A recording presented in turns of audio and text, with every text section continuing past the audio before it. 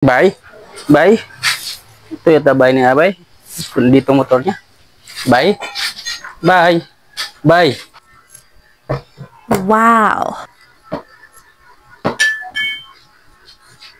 Bay, bay, bay. Oh, bay. Napunta ka. Anong sadya? Bay, dinalaw lang kita. Ha? Bakit? Wala akong sakit ah. Eh, gusto lang kita makita. Hindi gusto mo tingnan ko yung bahay mo. Nagtanong-tanong ako dyan.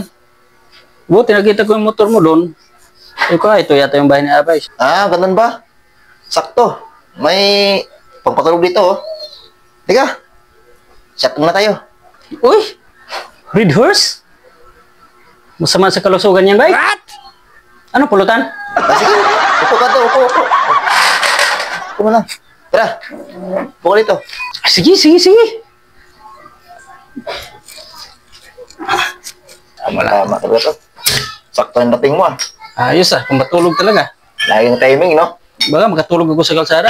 Di ah. Alam mo na. Sarap ng pulutan Pasensya na ba? Yan ang kaya. Yan ang nakuha ko sa daan eh. Pero sarap to.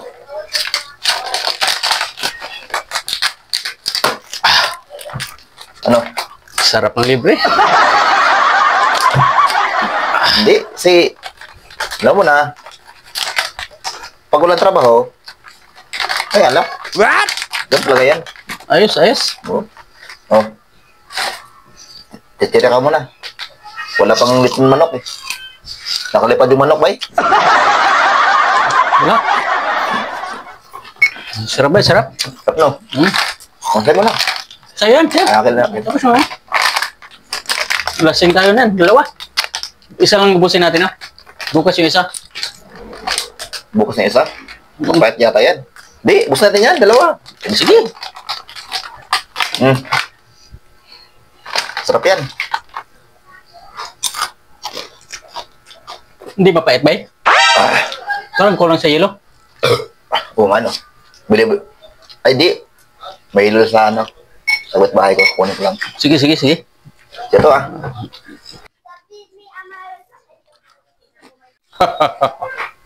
Kabawi ako nito. Bawian ko to.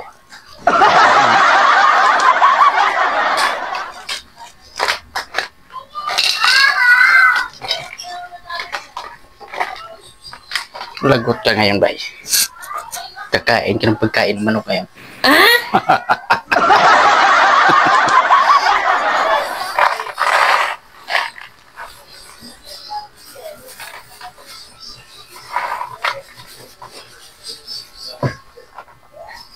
What?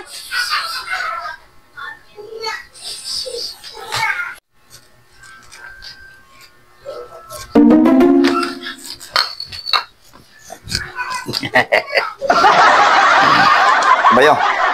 Hilo. Para match lang ba? Ay, hilo. Yes, bay. Malamig yan. Ano yung hilo yung nahanap mo? Pait kasi. Pag walang yelo. Kahit no? Yung pulutan natin. Pulutan. Ah, sarap. Gusto yung pulutan na ano eh. Pusit na medyo maasim ba? Tandaan tayo kita para dyan.